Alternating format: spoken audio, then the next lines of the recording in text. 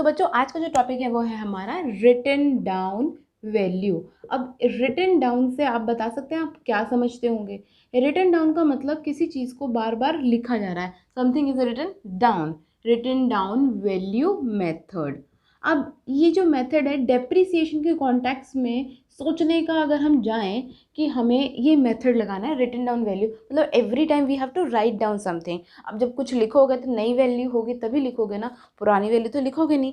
इसका मतलब यहाँ पे हम डेप्रिसिएशन तो लगा रहे हैं, जैसे कि वहाँ पे भी हमने क्या देखा था कि 5 लाख की वैल्यू पर अगर हम हर साल 10% से लगाएं तो 5 लाख का 10% 50,000 आ गया। तो नेक्स्ट वैल्यू क्या आनी है, 4,50,000 आनी है। इसके बाद अगर फिर से 50,000 का डेप्रिसिएशन हम लगाते, बट ये 50,000 और ये 50,000 कांस्टेंट कब होता, स्ट्रेट लाइन वैल्यू मेथड में, जहाँ पे डेप्रिसिएशन का amount straight 50,000 through out the life of the plant रहता था। बट अब हमें कुछ नया सीखना है। इसका मतलब ये जो डेप्रिसिएशन के अमाउंट है ना, ये हर बार सेम नहीं रहने वाले।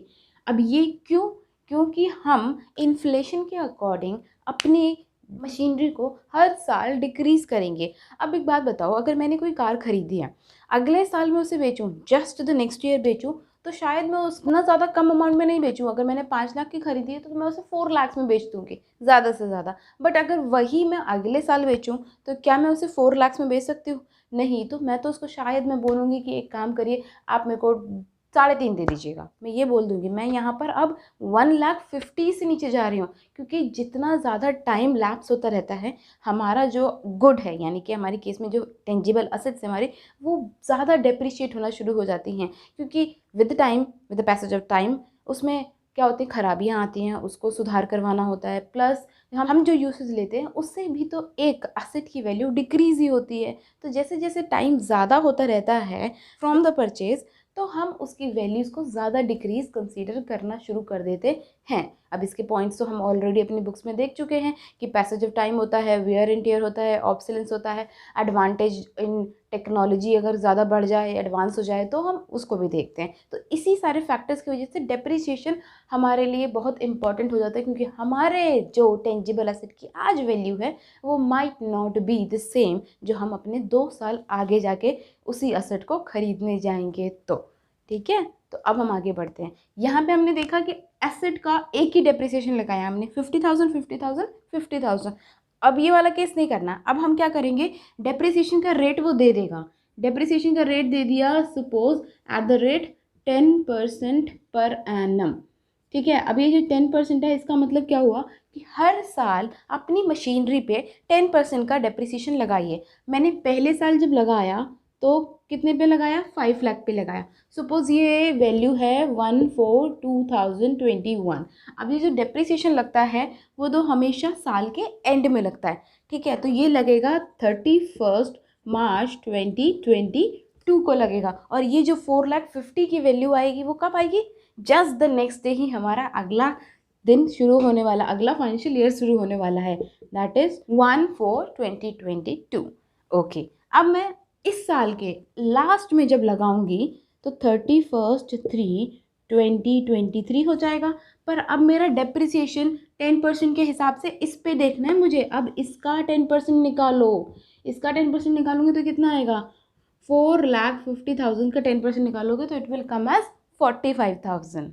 और अब ये हमें वैल्यू क्या दे देगा, अब ये हमें वैल्यू दे देगा 4,05,000 कब, एकदम बिल्कुल अगले ही दिन, यानी कि 1/4/2023 को। तो अब आप समझिए कि ऐसे ऐसे वर्किंग होती रहेगी। और इसके बाद दोबारा 31/3/2024 में कितने का लगेगा, अब लगेगा 40,500 का। ठीक है, और हमारे पास जो वैल्यू आएगी वो 1/4/2024 को आएगी। एंड सो ऑन, हम डेप्रिसिएशन लगाते जाएंगे जब तक ये हमारी जो वैल्यू है, यानी कि जो हमारे नंबर्स हैं, वो ज़ीरो नहीं हो जाते। ठीक है, क्योंकि ज़ीरो का मतलब है कि आज आपकी वैल्यू ख़त्म हो गई है, मतलब इस मशीन को अब आप दोबारा यूज़ ना ही करें तो बेटर है, क्योंकि आज के डेट में आपकी इस मशीन की वैल्यू ख़त्म है। ठीक है, तब हम एक रास्ता ढूंढते हैं, वो है स्क्रैप वैल्यू वाला, मतलब कि बेचने वाला। ठीक है। तो अब हम इसकी वर्किंग्स तो समझ चुके हैं। Now how to put that figures into the accounting, कैसे हम अकाउंटिंग में यूज़ करेंगे, इसके लिए हमें क्या बनाना होगा। डेप्रिसिएशन की एंट्री हम लोगों ने ऑलरेडी पुरानी वीडियोस में देख चुके हैं, तो इसमें हमें डेप्रिसिएशन की एंट्री क्या सीखी थी, डेप्रिसिएशन टू मशीनरी। तो कौन से दो अकाउंट की ज़रूरत पड़ेगी मुझे इसमें, एक तो मेरा बनाऊंगी डेप्रिसिएशन का और दूसरा बनाऊंगी मशीनरी का। तो अभी आपके चैप्टर की शुरुआत में क्या होता है, हम सिर्फ मशीनरी अकाउंट बनाना सीखते हैं, उसके बाद हम डेप्रिसिएशन भी बनाना सीखते हैं, डेप्रिसिएशन अकाउंट, और उसके बाद एक और टर्म इंट्रोड्यूस होगी जो कि थोड़ी सी हमें कंफ्यूजिंग शुरुआत में लगती है, बट बाद में जाके पता चलता है कि वही सबसे ज़्यादा ईजी है, that is provision for depreciation. तो हम आज शुरुआत करते हैं अपने मशीनरी अकाउंट को बनाने से, कि मशीनरी अकाउंट कैसे बनता है, उसमें डेप्रिसिएशन कैसे इनकलकेट होता है, और कैसे हमारे ये जो वैल्यूज़ हम ओरली निकाल रहे हैं यही हम मशीन की अकाउंट के थ्रू कैसे निकालते हैं। तो हम एक काम करते हैं, एक क्वेश्चन लेते हैं और करते हैं। तो ये है बच्चों हमारे लिए एक question which is very simple, जिसके ऊपर हम ट्राई करने वाले हैं। अभी जो हमने थ्योरी पढ़ी है ना, कॉन्सेप्ट पढ़ा है रिटन डाउन वैल्यू मेथड का, उसी को करके देखेंगे। So the question is saying MS Rathore purchase machinery on 1 April 2020 for 4 lakh on which depreciation is charged at the rate 20%. Make machinery account for 3 years. इसका मतलब मशीनरी अकाउंट बनाना है 3 साल के लिए। हमें स्टार्टिंग पॉइंट यानी कि अपने परचेज वैल्यू पता है 4 लाख, और डेप्रिसिएशन किस रेट से लग रहा है, वो भी 20% के रेट से लग रहा है। तो अब जल्दी से बनाते हैं अपने क्वेश्चन को। देखिए, मशीनरी को परचेज करने के वक्त उसने मशीनरी करी होगी डेबिट, ठीक है। हम डेट लिख देते हैं 1/4/2020 को। डेबिट करने के साथ यहाँ पे क्या आ जाता है, टू कैश के साथ करा होगा उसने।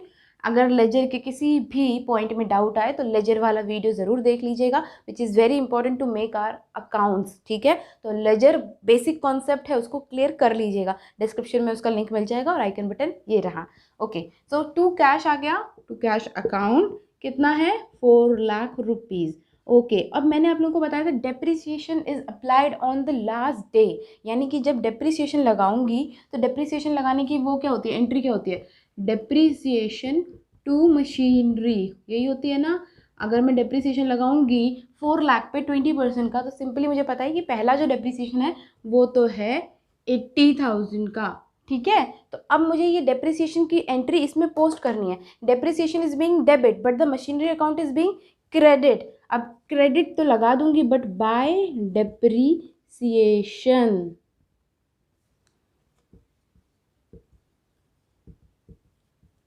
अकाउंट, और कितना अमाउंट है 80,000, ठीक है। अब हमने अपने वर्किंग नोट्स में क्या देखा था, मैं एक काम करती थी 4 लाख में से 80,000 माइनस करके उसका वैल्यू जो बचता था वो लिख देती थी। यहाँ पे भी हमें सेम वही करना है, बट ये जो बैलेंस आएगा वो अब आएगा बाय बैलेंस।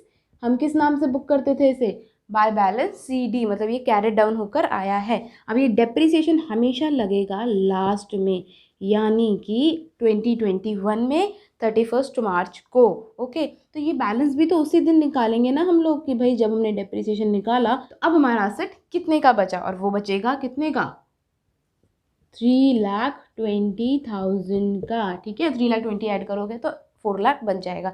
तो अब ये जो बैलेंस CD है मुझे यहाँ लेके जाना है, जिसको मैं क्या करती हूँ, बैलेंस ब्रॉट डाउन लिखती हूँ, भूलना नहीं है बस, ठीक है। एक काम करते हैं, इसको क्लोज करते हैं पहले 4 लाख लिखकर, ये मैंने कर दिया क्लोज। ये ऐसे करते हैं लेजर को क्लोज, अमाउंट फुल लिखने के बाद ये जो डबल लाइंस होती है ना, यही दिखाता है कि हाँ अब आपका अकाउंट जो है ना वो क्लोज हो गया है। तो फॉर द फर्स्ट ईयर मेरा मशीनरी अकाउंट क्लोज हो गया है। अब सेकेंड ईयर के लिए मुझे पता है मेरे को यहाँ पे 1 4 2 2 1 लिखना है। अब यहाँ पे लिखना है to balance brought down, what is the balance 2,20,000, isn't it. अब डेप्रिसिएशन लगाऊंगी 31/3/2022 को, बट डेप्रिसिएशन का अमाउंट किस पे निकालूंगी, अब निकालूंगी डेप्रिसिएशन का अमाउंट 3,20,000 पे। तो अब 3,20,000 का 20% निकालो, सिंपली 32 को 2 से इंटू कर दो। तो 2 से इंटू करने पे हमें पता है इसका आंसर आ जाएगा 64,000। अब देखो bye depreciation 64,000 by balance CD कितना जाएगा, डायरेक्ट हमारे 3,20,000 में से 64,000 माइनस कर दो। आप लोग करके देख लीजिए, बट मुझे तो पता है आंसर इज 2,56,000। तो अब मैं इसकी क्लोजिंग भी कर देती हूँ। क्लोजिंग में आएगा 320 आंसर। ओके, अब यहाँ पे भी आएगा 320 आंसर। ओके, तो मेरा ये जो अकाउंट है वो 2 सालों का तो बना दिया है मैंने। अब तीसरे साल के लिए स्पेस कम है but will try to adjust in it. अब बैलेंस सीडी को लेकर आऊँगी तीसरे साल, जो कि बन जाएगा कितने का, 1/4/2022 का। टू बैलेंस ब्रॉड डाउन, कितना अमाउंट है, 2,56,000। अब एक काम करो, जल्दी से इसके ऊपर 20% लगाओ, ताकि जब तक मैं फिल कर रही हूँ तब तक आप लोग इसे ख़त्म कर दो। बाय डेप्रीसिएशन तो कितने लोगों का निकल गया आंसर, 51,200 आया किसी का आंसर 20% निकालने का, 2,56,000 का। अब सिंपली उसको माइनस कर दूंगी तो मेरे पास यहाँ पे भी बैलेंस सीडी आ जाएगा। अब इसको मैं लास्ट में सम वाला अमाउंट यानी कि 256 नहीं लिख सकती हूँ, बट इतने से हमें हमारा कॉन्सेप्ट की क्लैरिटी हो गई है। जल्दी से इसका बैलेंस बताइए। 2,13,800, 2,13,800। बट कभी भी कैलकुलेटर्स को यूज़ मत करिएगा, क्योंकि 11th और 12th तक तो आपको कैलकुलेटर अलाउड नहीं है, ठीक है। Okay, so we are done with this concept. और हमने ये देख लिया है कि जब रिटर्न डाउन वैल्यू होती है तो हम अपने इस मशीनरी अकाउंट को बनाते कैसे हैं। डेप्रिसिएशन लगा के मशीन की वैल्यू कम कम करते रहते हैं, जो इनिशियल वैल्यू होगी और जो हमारी वैल्यू होगी after depreciation 2, 3, 4, 5 years, there will be a huge difference between that. और क्यों होगा वो, क्योंकि डेप्रिसिएशन इज़ अ रीज़न, ठीक है। सो विद दिस हम एक simple concept return down value को कवर कर चुके हैं। अब हमें इसमें आगे जो देखना है वो एक सिंपल सी चीज़ है कि यहाँ पे जो मशीनरी परचेज हुई है वो बिल्कुल शुरुआत फाइनेंशियल ईयर में हुई है, मतलब कि स्टार्टिंग में हुई है। व्हाट इफ़ अगर ये शुरुआत में ना होकर इन बिटवीन हो, तब मैं क्या करूँगी, कुछ भी नहीं करूँगी मैं। मेरी जो वैल्यूज़ है वो थोड़ी सी बदल जाएंगी। जैसे कि 10 से मैं अपना साल जब एंड करूँगी तो मेरे पास कितने मंथ्स होंगे, 10, 11, 12, 1, 2 और 3। तो आई गेस मैं 6 मंथ्स का डेप्रिसिएशन अब लगाऊंगी। अब 6 मंथ्स का डेप्रिसिएशन मेरे पास 50 नहीं होगा, 40 होगा, है ना। 80 का हाफ कर दूंगी। तो अब यहाँ पे जो वैल्यूज़ होंगी वो बदल जाएंगी। अब यहाँ पे क्या हो जाएगा, 320 नहीं 360 हो जाएगा।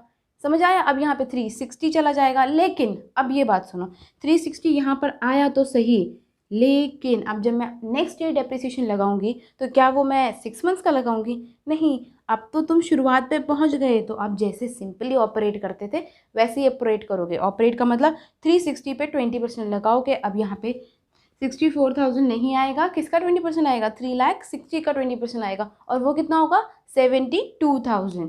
तो यहाँ पर आ जाएंगी वैल्यू 72,000। तो हमारे बैलेंस दोबारा बदल जाएंगे। बस हमें ये देखना है कि आपका जो फाइनेंशियल ईयर एंड हो रहा है, यानी कि यहाँ से इस वाले फर्स्ट वाले क्लोजिंग तक कितने महीने का यूसेज है। जिस जिस महीने का यूसेज होगा उतने ही महीने का आपका डेप्रिसिएशन भी लगेगा।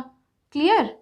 इसमें हमें ज़्यादा वो नहीं रखना है, डाउट्स नहीं रखने हैं, वरना हम इसमें फंसते ही चले जाएंगे। And depreciation is one of the most important topic for your examination point of view. तो हमें इसको अच्छे से कवर करना है। तो अब हमने इन बिटवीन वाला कॉन्सेप्ट भी सीख लिया और सिंपल वाला कॉन्सेप्ट भी सीख लिया है। तो अब जो हमारे डेप्रिसिएशन में रहता है वो है प्रोविजन फॉर डेप्रिसिएशन अकाउंट, जो इंट्रोडक्शन हम नेक्स्ट वीडियो में करेंगे। So with this we are done with the written down value method. I hope इसके सारे क्वेश्चन आप कर लें। कोई भी डाउट हो तो you know what to do, contact करना है हमें सिमरा क्लासेस को, व्हाट्सअप पे, फेसबुक पे, इंस्टाग्राम पे, anywhere you want. So just contact us. And till then, like, share and subscribe to Simra Classes.